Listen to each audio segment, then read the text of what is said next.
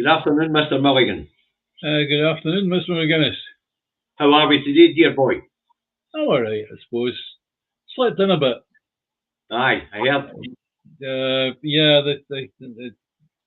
being a stroke victim as I was, sometimes sleep. Hold on, you got a wee violin out, right? Right, carry on. Being a stroke victim means that sometimes the brain goes, I need sleep, and I slept from 11 o'clock until, I woke up at 6 o'clock this morning to do a sort of retake on the Gaza thing, but then fell asleep again, and my goodness me, it was 1 o'clock when I woke up. Bloody hell. The day we've been a stroke victim. We've been a fact you're a doddery old git now.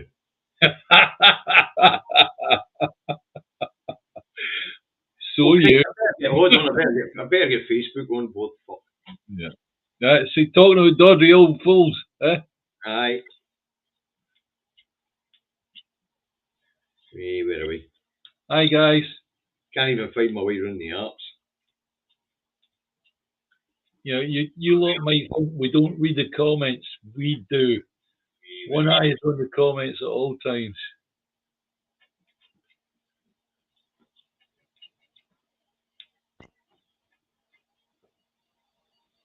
Right, that's Facebook coming on board now. Very good. Yep. That's Facebook on. Right, Dave, I have said that I'm going to promote Independence Live because Kevin's an old friend of yours and he's been on the boat since 2013. Go for it. Yeah. I spoke about this morning, folks. This is what their web page looks like. You'll get it at independencelive.net. This is what it looks like. They've got a crowdfunder on the go. Their target is 8,500 and they're currently just over 50%. If you can support, please do. Say Kevin and Independence Live has been a huge part of the movement since 2013.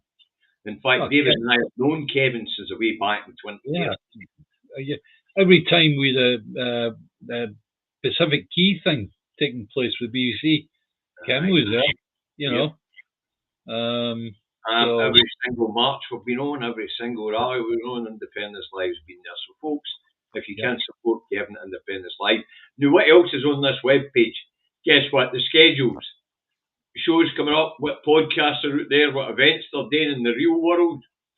And of course, our old friend John Drummond and his next TNT show will be with the editor of The National. So there you go, they've got some real interesting programmes on there, folks, so that's a plug done. Yep. As I say, I did say to Kevin, because I'm an administrator on Independence Live, believe it or not, that I would promote Independence Live much more. And the same goes for other Scottish media out there. There's a new one on YouTube, I can't remember what it's called again. I can't remember what it's called, but it's Scottish something. I can't remember what it's called. Right, anyway, let's move on. We've got a couple of super chats. Yep. We'll get one for more rants, please. No, this afternoon, Duncan. No, if we can avoid that. You got one this morning. Come on, don't push your luck. And John the driving god, John the truck driving legend, still a driving god. Super chat, afternoon the Two Davies. Here's some funds to help those who are less fortunate. On the train from Prestwick to Edinburgh after a trip. Arctic, Edinburgh. Get your fucking glasses changed. Right. Right, thanks, John.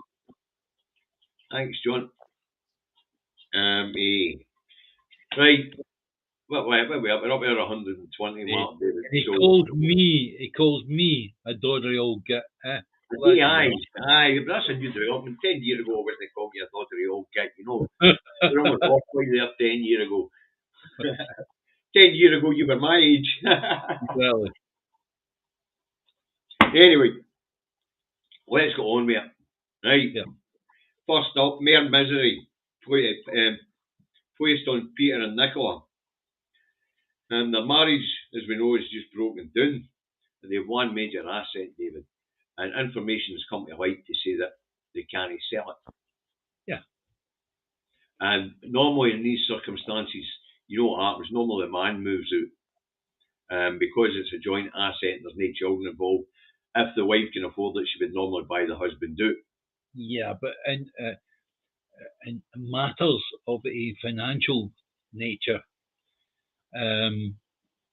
Procurator Fiscal, the Crown Office, whoever can put, I forget what the actual law is.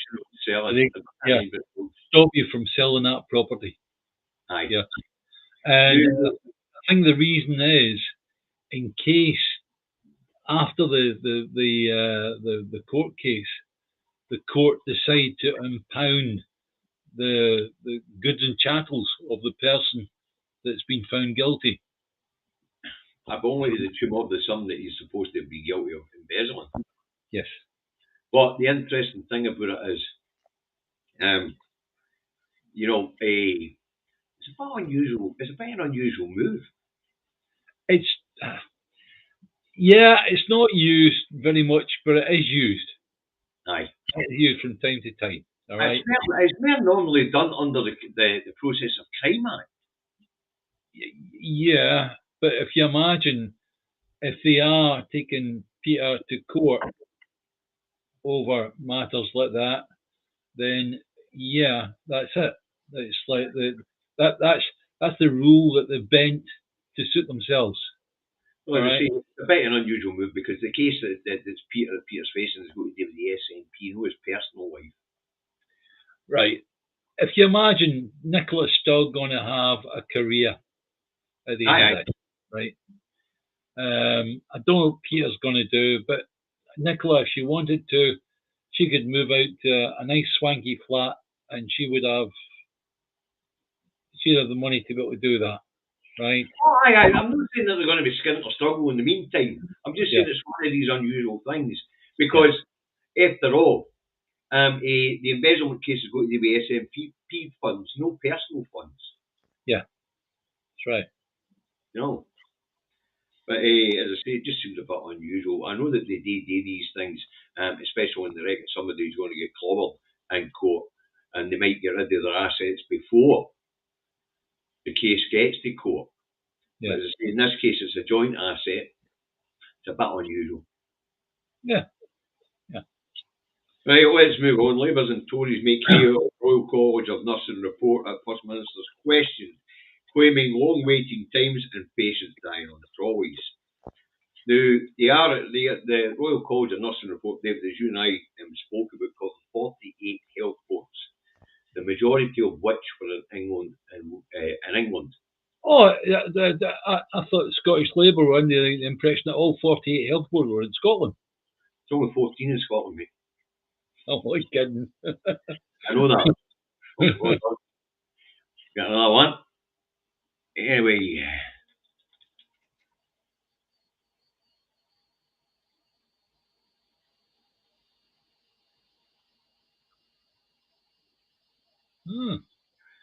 Right. Aye, you're absolutely right, John. The Fairfield Yard. Aye. It's a testament to people who work there, a testament to Red Clydesiders, testament to the spirit of Red Clydesiders. Did you stop to see the statue of Mary Barber, did you, John?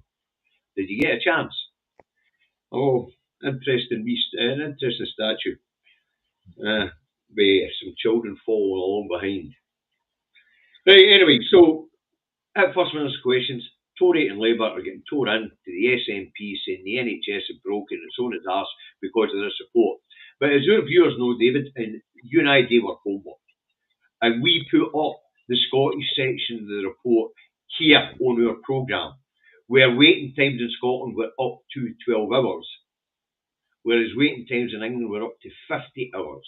We also said that there's been no reports of anybody dying in hospital trolleys here in Scotland. Yeah. You know? That report, if you imagine the person that is tasked with writing that report, finalising that report, would look at Scotland and go, too much information, don't need it. They put up the bare bones of what's going on in Scotland. They just do the whole thing, right? England, Scotland, Ireland, Wales, and that's it. You get it as a chunk. And at the end of the day, it is the newspapers You've got to remember, David, when you get these reports like this, Wales has got a subset and Scotland's got a subset. I went to go to the Scotland subset. Yeah. You know, I've also still got a copy of the full 480 pages. Yeah. Some of it is pretty dire reading, to be honest with you, when you're in the English set. Right. You know? Don't get me wrong. See, if you're sat in a NHS, the casualty department, for example, right, and you're there for 4 hours, it's a bloody long wait. It is, aye. I can't imagine what it's like for some people in England. They've got a 50-hour wait. Bloody hell. Dreadful. Glad you go to see Mary Barber's statue, John. It's well worth it. That is.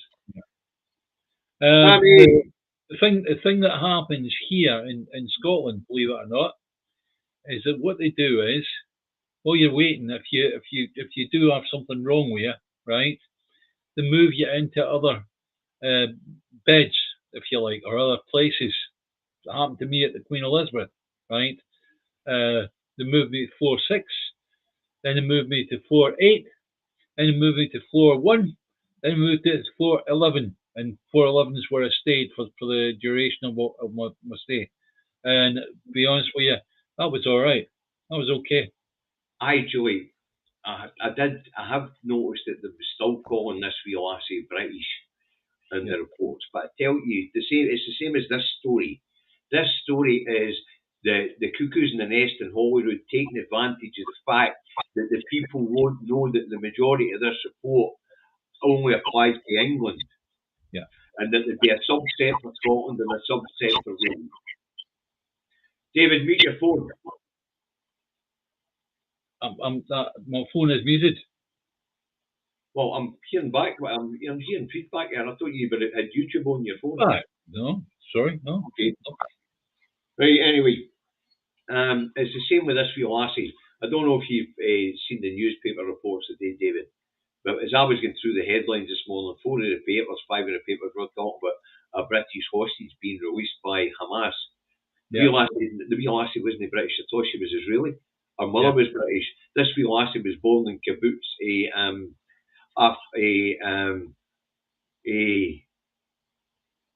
Akfar Azaz. She was born and bred there. Her dad's Israeli. She's never been to these islands, but she's been reported in the papers being a British hostage. And the reason behind that propaganda was to try and get the British people on Israel's side. Yeah. If you read the reports all properly, though, what they actually say is ties to UK. There's other hostages with ties to UK, meaning there's other people who've got a relative who've moved to there from the UK, but just to make these people UK citizens. Yeah. The wee lassie is an Israeli. And as far as I could tell from my research this morning, she's never even been in these islands. Yet there she is, Emily Damari, being called a British citizen. Never been here. Born in that kibbutz I was just talking about. That's where she was abducted to, that kibbutz. You know what I mean? Yeah. Akfar Azad. Yeah. Right, anyway, so this is the same thing with the cuckoos in the nest, folks. They're taking advantage of the way the press is portraying this RCN report up here in Scotland. The general public won't realise the way that our audience, they will realise there's a Scottish subset in that report, there's a Welsh subset in that report. Mark had put up a really interesting comment, if you wouldn't mind sharing it. What's it? Mark Telfer. Sadly, most pick up on the headlines, barely if ever read the article, never mind engaging in clinical thinking. Too many silly believe it is on the telly or printed, it's true.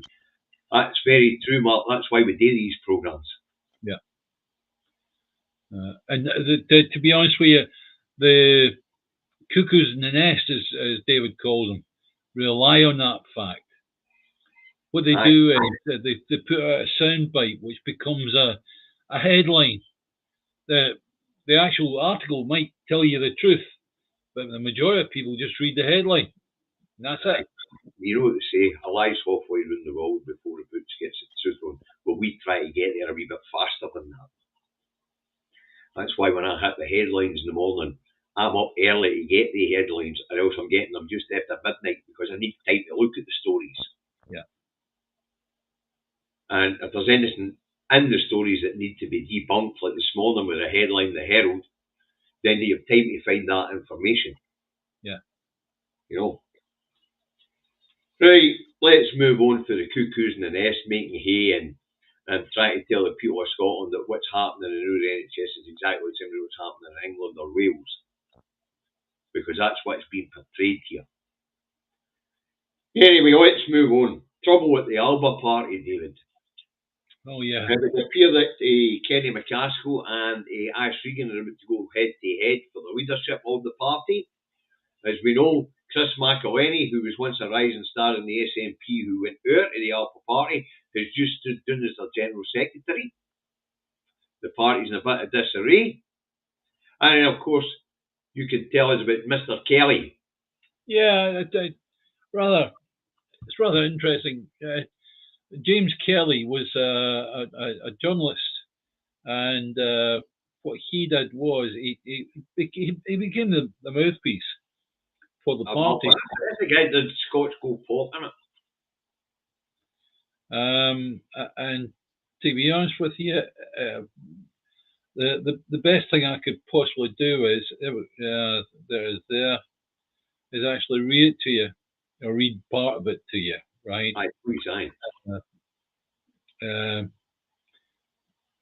Mr. Kelly says, frankly, this is halfway down the letter, frankly, I no longer see any role for Alba in helping to elect a pro-Indian majority.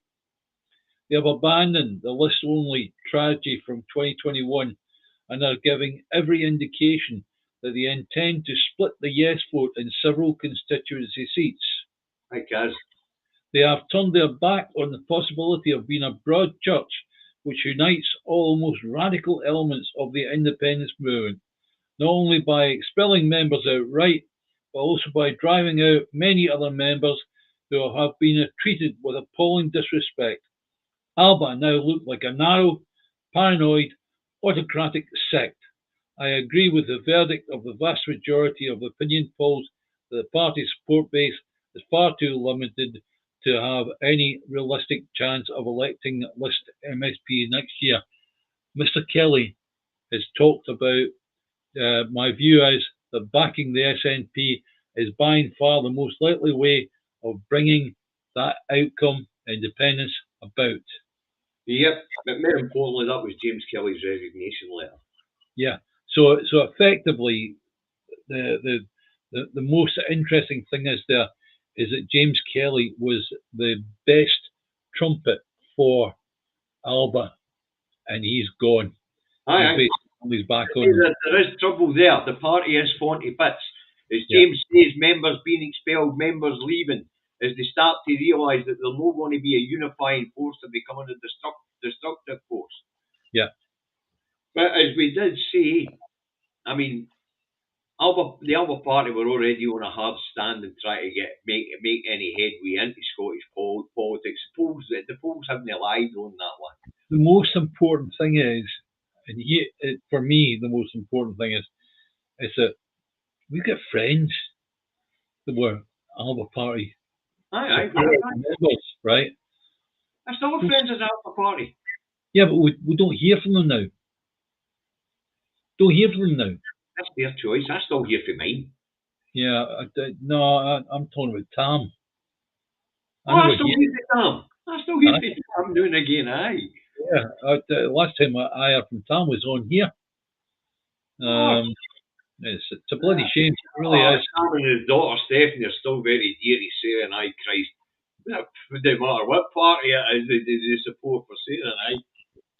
Tam and Stephanie are very dear to her heart, for Christ's sake. Tam was, he's a lovely bloke. He really is. He is, right? And Maz down in Holytown and that, we're all still pals just because they're in the Alba party. Yeah. No. That did nothing to the friendship, Christ. The friendship could like over a decade. Yeah. You know? Yeah. But to say the Alba party were already facing a hard time getting into the public conscious. I blame it on their choice of name. Because when you put up a billboard campaign that says Alba for Scottish independence without explaining you're a fucking political party, you're onto hiding for nothing. Because when I was driving around the Scottish countryside in my rig, I was going, Scotland for independence, that's what that says. Yeah. Alba for independence. All it said was Scotland for independence. You know, there's no indication it was a political party or nothing. It was a stupid campaign. Yeah. It was a stupid choice of name for a party. You know, especially here in Scotland, when the word's associated with Scotland and only means Scotland and nothing else. Yeah. You know. Anyway, quite. They're a perfect example on the screen. Two of my very dear friends who've been ripping the piss out of me for that many years, it's no true now. The Alpha Grannies are in the Alpha Party. See, makes no odds. I still love Kaz and Lynn. They're brilliant. Two of them be ripping the shit out of me for as long as I can remember.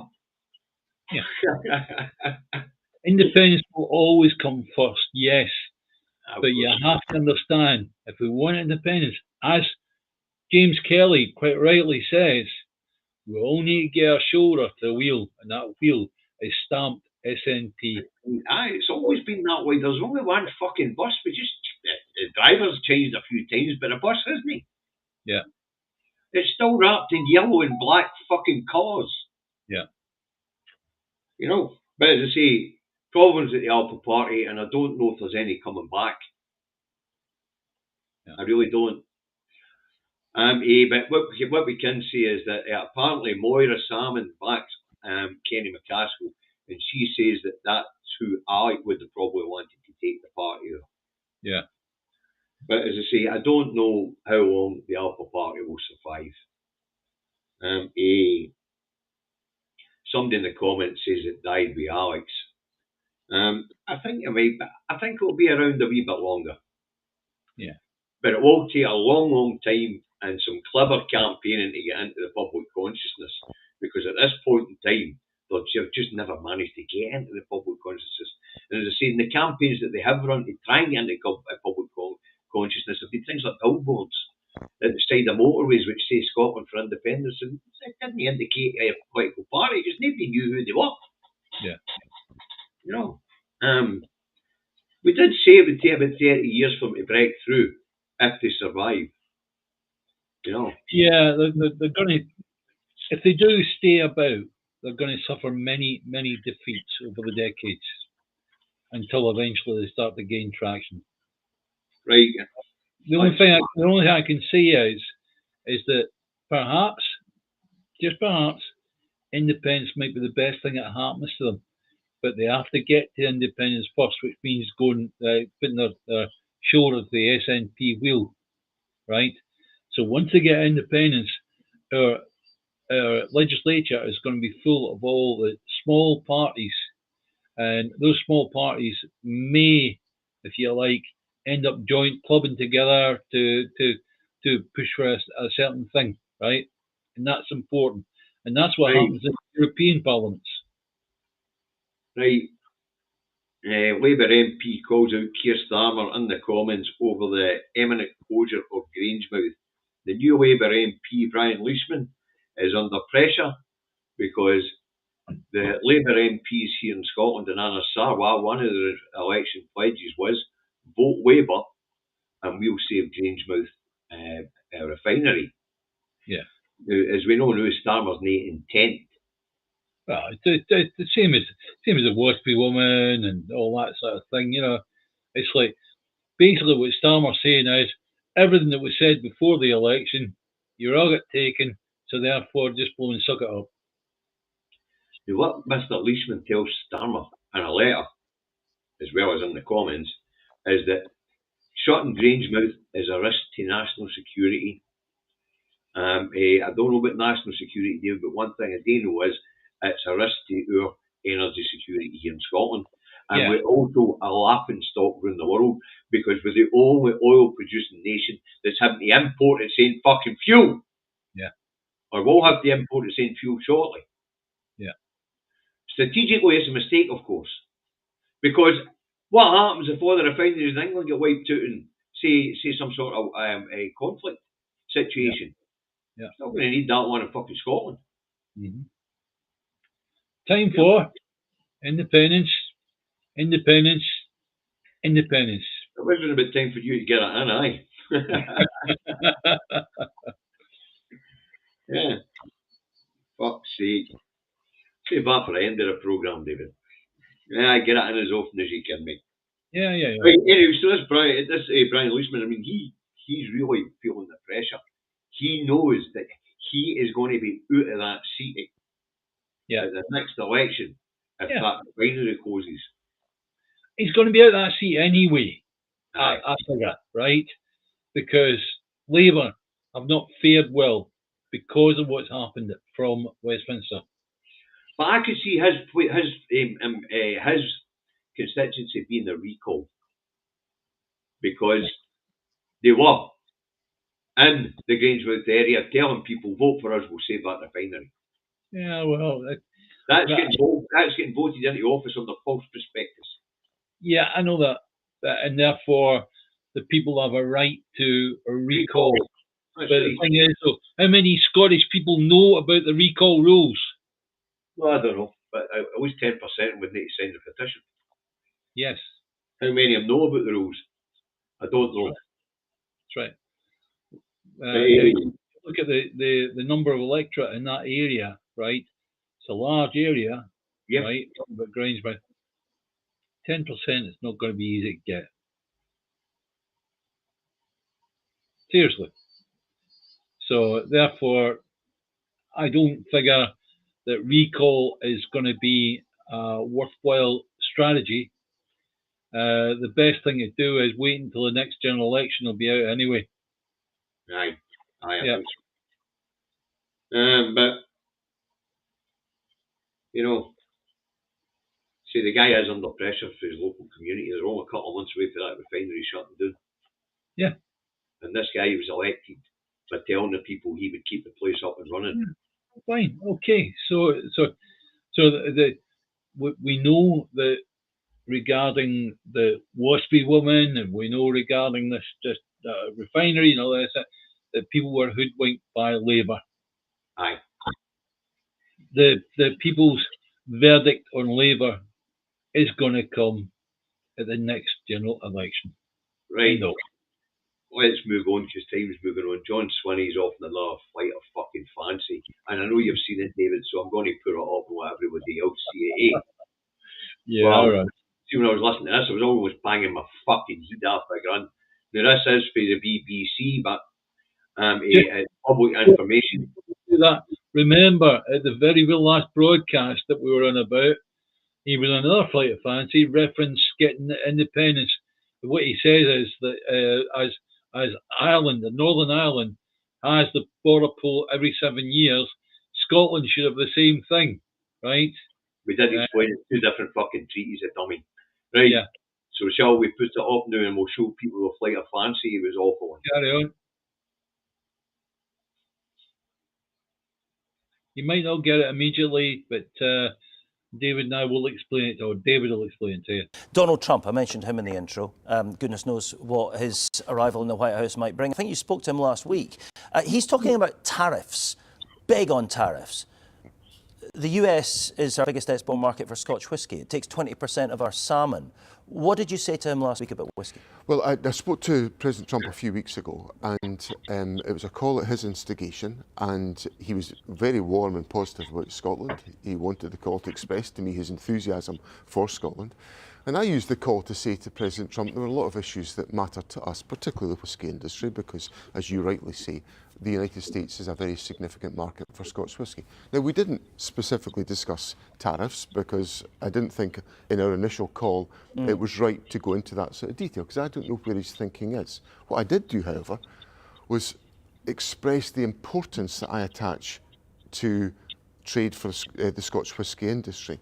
And I'll use that as a basis of proceeding with negotiations and discussions with President Trump, because what he also said in the call was if I ever needed a further conversation with him, he'd be very welcome to. So you've got a channel. Is he a friend to Scotland? Well, he's very positive about Scotland. He enthused about Scotland. He talked warmly about his mum's roots in Lewis. He talked about his pride in the business interests that he's taken forward at Turnberry and at Balmedy and the golf courses. So he's got an affinity and a warmth towards Scotland. And if that means that it helps us to avoid tariffs that might be damaging to legitimate and important, critical economic interests in Scotland, then don't be surprised if this First Minister of Scotland uses that channel.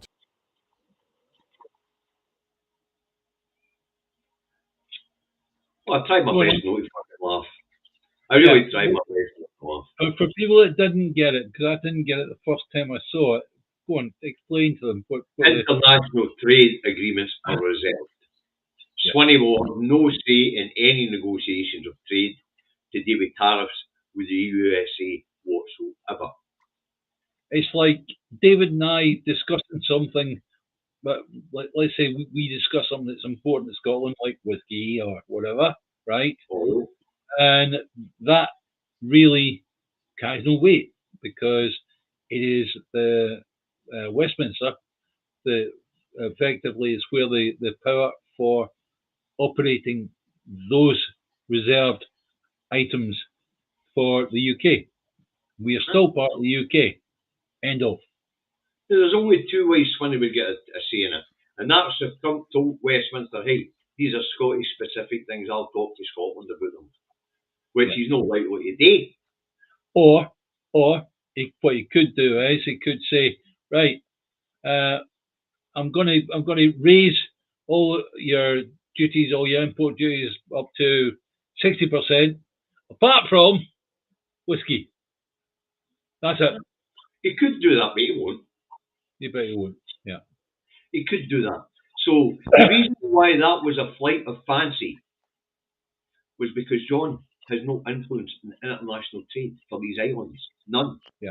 It's a reserved matter. Yeah. When I was watching that, I thought, I don't care if it's leader of the SNP or no. When you're lying to the people, it gets called out. Yeah. And that was a lie. Yeah, and also, as per John Swinney knows that the Good Friday Agreement gives the people of Northern Ireland the ability to have the border poll every 7 years, right? Come on, he's First Minister of Scotland, he must know. And for him to say that, because Northern Ireland have got it, Scotland have got it, that's wrong. I think we're off on a segue there, but you're right about that as well. We spoke about it last time. Northern Ireland agreement and the treaty between the UK and Northern Ireland is totally different between the treaty between Scotland and England. Correct. And in order for us to get that sort of thing injected, you need to change the treaty of union. Yeah. Or the Acts of Union, which they have done in the past, but they're no fucking gaudy in this issue. Yeah. And even if they did, it would be set in the fucking next time the question would ask 7 years for the minute to change the treaty. Yeah. Yeah. And that would just give them even more control over us anyway. Yeah. You know? So, but on the Trump thing and on the trade negotiations and tariffs, John is getting called out because he's misleading the people. John knows that he'll have no say in trade negotiations with America, especially over international imports and exports. They'll have no say in it whatsoever. Neither will Wales and neither will Northern Ireland. Westminster deals with that. And they ain't involved in fuck all of that. So when John is telling us that he'll use Trump's affinity to try and lessen tariffs on Scotch whisky and salmon, he's talking pish. Thank you, Gary. Eyes on the prize, independence. That's the way. And I'm sorry that independence is such a long word, and I'm sorry I'd say it 3 times because I must take a long time to type out. But it's important. Right, let's move on. Keir Starmer to meet with Trump within weeks of inauguration, says Lammy. And this comes fast on the Telegraph, fast on the back of a Telegraph headline saying that Starmer is racing to get a trade deal done with Trump. Trump hates Kia. Trump hates Kia. He actually cannot stand them, right? Right. And if you imagine he is, it's strange. We've got the Farage thing, where Trump is using Elon Musk as an advisor, and Elon Musk is effectively saying, "Get rid of the Farage." Aye. You know, it's an interesting one. Well, more importantly, David, let's get down to why he's not getting a trade deal. For a start, we left Europe. We were America's gateway to Europe. Yeah, we were a stepping stone. And we've got nothing they want except for whiskey and salmon. Yeah. And if they really need salmon, they can get it from next door in Canada. Yeah, that's right. My goodness me, the Fraser River, the hole in the wall. All the guys fish around about that, and the salmon that you get is huge, right? You know, it's like 15, 20 pound salmon. Take that home. You don't need to get salmon for us. They can get it from Norway, Denmark. They can get it from Iceland. They can get it from Canada, yeah. You know, so what they really want for us is whiskey. Yeah. That's all. That's right. Maybe a wee bit of Burberry. Yeah. But that's it. There is no advantage to a trade deal with the UK and America. Harris Tweed. They like the Harris Tweed. Yeah. You're right, Charlie. Alaska's got plenty of salmon too, mate. As I say, but I mean, there is no advantage to a trade deal with the UK. Not for the Americans. Yeah. You know, none. The only thing we've got that they might be interested in is privatising our healthcare. Apart from that, nothing. Yeah. And that's another thing, folks. I don't know if you know this, but Trump says that he's going to stick up the price of drugs for the National Health Service. Yeah. Yeah. Aye, Mandelson is part of the problem as well. Trump doesn't like Mandelson either. If you look online in these TikTok videos, quite a number of them are where it's Americans talking about how they make up this drug or make up that drug, or do something or mix this and mix that and honey and to get a particular thing for the throat or whatever, right? That shows what sort of price they are paying for the drugs. So, well, as I say, Starmer's wasting his fucking time. Yeah. He can race around Trump all he wants. He's not getting a trade deal. Yeah. Trump didn't give him a trade deal last time. They liked Boris Johnson. Yeah. They don't give him one this time either. Yeah. Right, let's move on. Corbyn and John McDonnell to be interviewed by police after pro-Palestinian protest outside the BBC. What shocked me about that was that the video that I saw was a young lass, well dressed. Thanks, John. She was. The police were actually booking her, and got to take her away, right, in the van, and that's it. You're off, right? According to John McGorham, £20 a super chat. Trump will be dead by the time they get a trade deal. He would be. Right. Let me finish. So the lass was saying, "Why am I being arrested?" And the policewoman said to her, "Because you stood here." And she said, "Wait a minute. This is London. This is I'm told to be here in this country. No, you're not allowed to be here.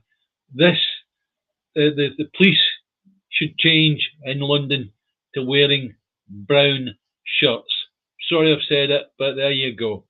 That's ridiculous. David, as you know, they put a 2-street buffer zone on, so if anyone can donate 2 streets, will get lifted.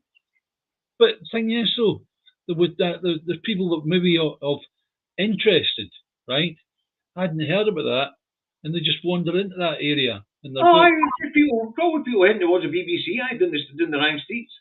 Yeah. But a couple of streets away, there's a mosque. Not a mosque, a synagogue. Yeah. Now, they've never went anywhere near it. They've marched by it each time, haven't disrupted it, nothing, but the police put a buffer zone in, okay? Yeah, ridiculous. Honestly, absolutely ridiculous. And as far as I'm concerned, it is fascism by the back door. That's fascism by the back door. Plain sight, actually, but they'll be wanting to speak to Corbyn and they'll be wanting to speak to McDonald to make sure they're not going to bring it up as an issue in the Parliament about heavy-handed policing of peaceful protest. As far as I'm concerned, it's something that should be discussed in the House of Commons. Of course it should. Much as I want rid of the House of Commons as part of our legislature, I think right now, the people of England, it's of very, very great importance to them. Of course it is. The right to protest has been shut down on. They have got a police force within England that is effectively saying to people, no, you can't stand there. No, you're arrested because you're standing there, wherever it is. What are you going to do? They're going to put suddenly somebody thinks, oh, the population are a bit rowdy. Let's put a no attendance site round about every one of the supermarkets, so anybody that approaches a supermarket end up getting arrested. You know, I mean, okay, it's maybe taking it to extremes, but effectively they could do that. If they can do that in London on a particular area, they can do it in every single one of the supermarkets, if you like, just the same. And apparently, the Jewish community are furious that the Met used the synagogue as an excuse to ban access to the BBC. Yeah. There you go. Yeah. But as I say, it is important. Civil liberties are being eroded very quickly in England and Wales. Yeah. And you notice, folks, I say England and Wales because we have a different legal system. And these particular laws don't apply in Scotland. My goodness, if Police Scotland decided to do that, I mean, in all seriousness, think about it, right? Well, we have a few places where there's exclusion zones, David. I mean, we've got them round abortion centres, or family health centres, as they call them. Yeah. And we've got one outside Holyrood as well. The Holyrood one I would take issue with. I do, yes, we have. The abortion centres, I really, really don't have a problem with that because some of the lasses are being pressured. Yes. Yeah, so that's wrong. Yes. You know. But politicians pressuring, I don't care what they're called, for getting pressured. Get rid of John Swinney, that's the first pressure I want. Well, anyway, the next story up, it's from the gift that just keeps giving, Brexit. Oh yeah. Freshing round heads to trade tribunal for breaches of the post-Brexit. Was that a fishing row? Yes, fishing row. Anyway, here's a bloody story, all right, that centres around a wee creature called a sand eel. Yeah. Right. Now, as part of the trade and cooperation agreement, the EU a quota for the sand eels, which are caught in British territorial waters, were mainly fished by the Danes, who use these wee eels for animal feed and for fish oil. Okay. Now, they're not usually used for human consumption.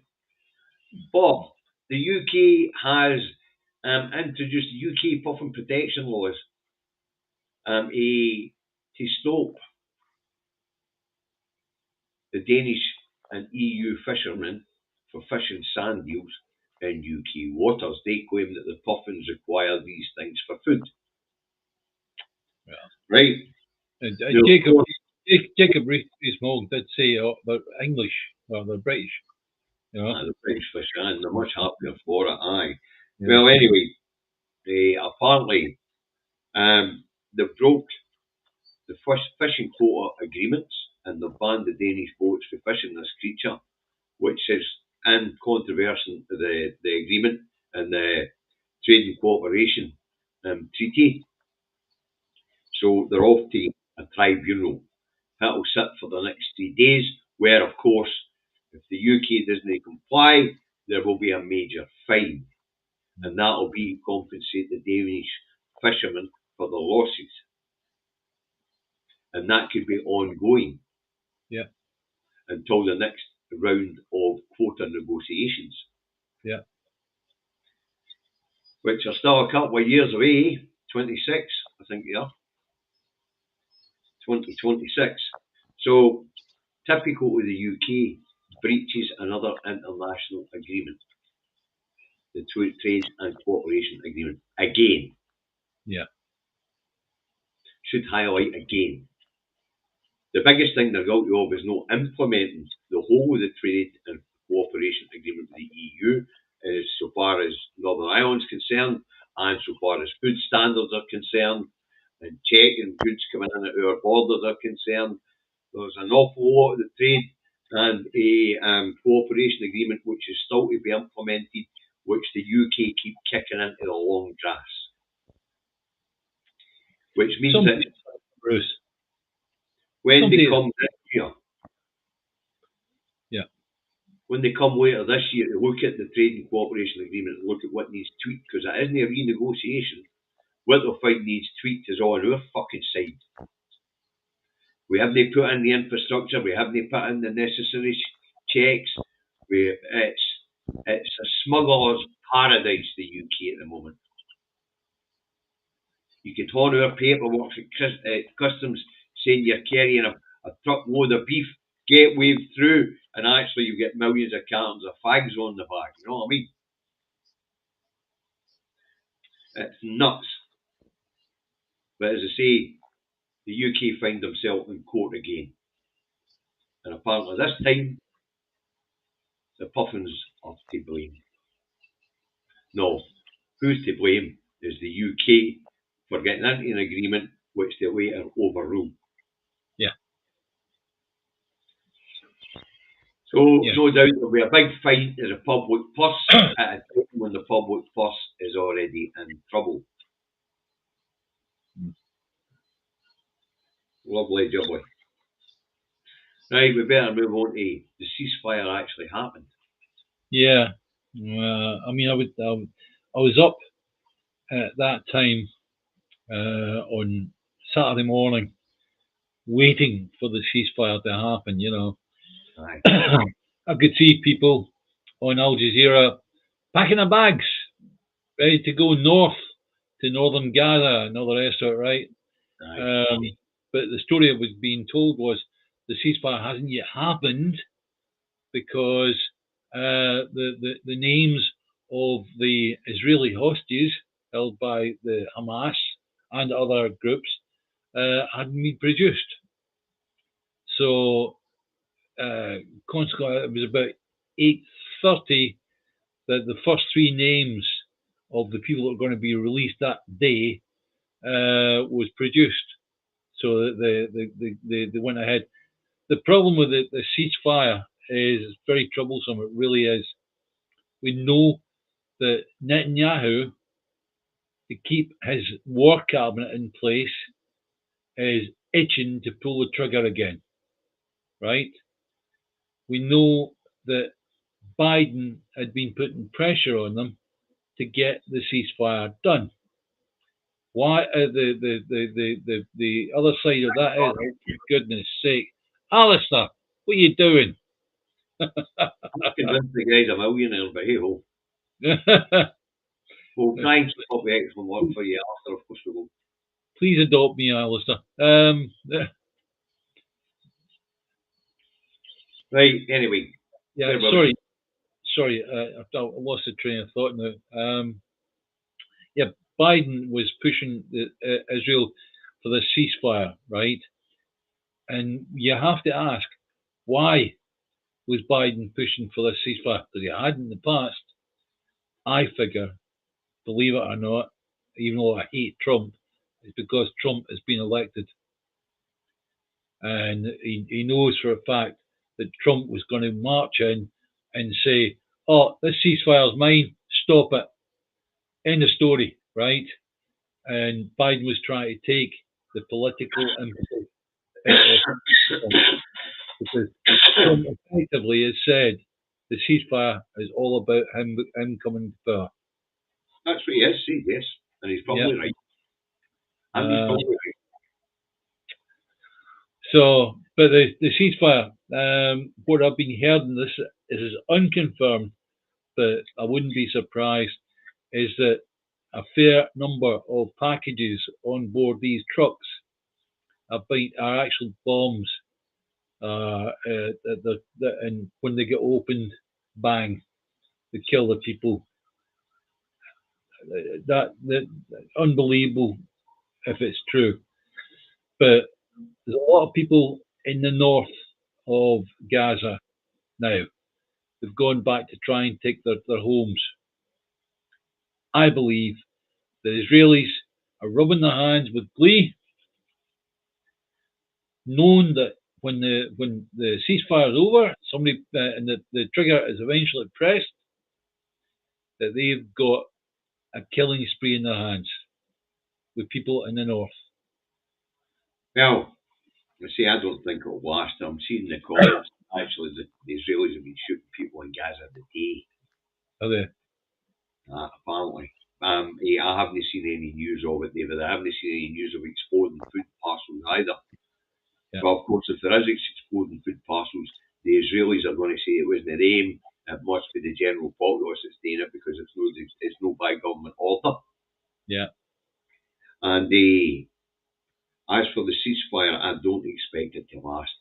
No. I think it'll last long enough, as you say, for people to get back into the areas where they were evacuated from, where they will become targets again. Yeah, yeah. And it's the thought of that is absolutely horrible because it gives the Israelis a chance to kill even more people. Yeah. Yep. And David, in a couple of minutes' time, at 5 o'clock, Trump's inauguration will take place. It will be indoors for the first time in 40 years. Yeah. Apparently because of bad weather in Washington. Yeah. So, 4 years of the big orange man baby is about to kick off. With that song, Rainy Days and Mondays. Aye. Always get me down. Aye. Well, this one especially. This one especially is getting me down. Yeah. The thought of 4 more years of that fucking balloon. Correct. And then, of course, David, we know that he's threatening Mexico, he's threatening Canada with tariffs, which basically are going to pile cost of living on people who are already in a semi-cost of living crisis, about to go full-on cost of living crisis. Well, the Canada situation, the responses I've seen from Canada are quite funny in places. You know, we're the 51st state. There's a lady on saying, never mind us becoming the 51st state. How's about California becomes one of our provinces? Benefits we're going to give you: free healthcare, free care of the children. Aye. You know. Aye, but you see, what the MAGA mob didn't understand was that the tariffs he was talking about imposing, he was imposing on American businesses because it was import tariffs he was going to place the tariffs on. So it was American businesses that were importing that were going to have to pay these tariffs.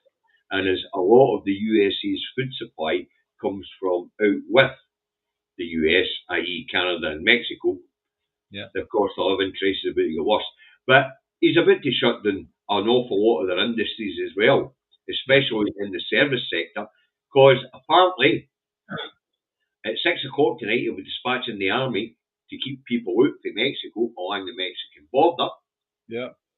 And then he's going to start rounding up 11 million people to throw out. These are all people who are undocumented workers which keep the service industry going. Who's going to cut the grass? Yeah, well, if any of you have been in a situation where you've rented a house for a few weeks, 3 weeks in America, certainly in the southern states, the people that come and cut the grass, they descend on the house like an army. There's like 40 or 50 of them. They cut the grass, they clean and polish and all the rest of it, right? And if these people are kept out, because a lot of them are illegal immigrants, but if these people are kept out, they're not going to. The Americans are not going to be happy. Plus, the fact, just maybe as a segue, as another thing that comes from that is this push to create a digital currency. The Americans, by and large, pay the Mexicans that come and do the work like that cash in hand. Yeah. Ginger's got a good point. Apparently, Donny employs these people in his resorts. Yeah. Yes. But I mean, who's going to pick their vegetables? Who's going to harvest their tobacco? Who's going to harvest their cotton? Correct. Yeah. Oh. But we're talking about possibility of the American military being used to guard the border with Mexico. That order's going to 6 o'clock tonight, apparently. Yeah. That's going to be the first executive order he gives after the inauguration. Have you? I mean, it's a huge long river. What's the name of the river that separates America from Mexico? Is it Rio Grande or something? Rio Grande. If you follow the Rio Grande on say Google Earth or whatever, it's massive, absolutely massive. And there are certain, and as you go along, just put it in, just as you go along the Rio Grande, there are certain islands within the river. Some are marked American on the Mexican side, and Mexican on the American side as you go along. Rather interesting, but in the American military, it does mean that it's possibility. If there's another 50,000 people attempt to come across, you could end up with 50,000 body bags, something like that. Oh, listen, that's it. I mean, 50,000 come through in December. If there's 50,000 trying to come through in February, they're dead. Yeah. Yeah. You know. But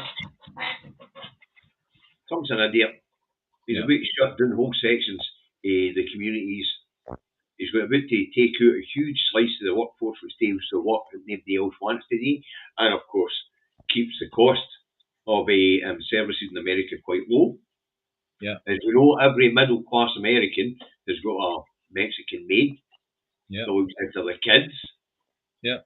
You know, the cooking, whatever. Yeah. School run or that sort of thing. Well, my goes out and has a career. Yeah. You know, so nuts, absolutely nuts. He's going to be a disaster. He's going to be a disaster for the world. He's going to create mayhem, havoc, and hopefully the world learns a lesson by the end of the 4 years. Well, and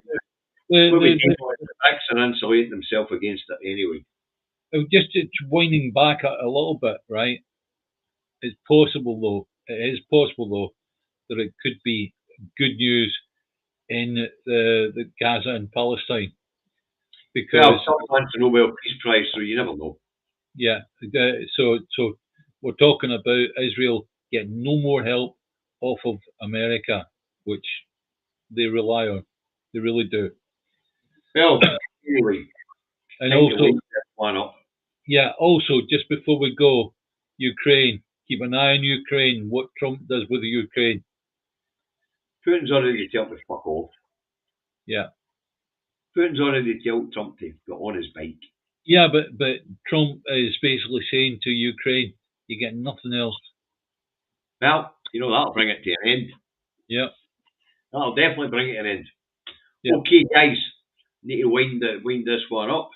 Oh, I was just getting I forgot about TikTok today, guys, who are on the TikTok thing. I'll remember to do TikTok tomorrow. I'll write it down at the top of the Talk TV book, remember to do TikTok. Yeah. And time to wind this one up. I'm going to work shortly. And then, of course, there is the after chat at 10 o'clock tonight, folks, for all you night owls, because that's when I'll be there. look after each other. And Shuggy, throw the link to the Discord into the chat after we shut, will you? After we shut this one down. So, it's eyes on the prize, David. And it's independence, independence, independence.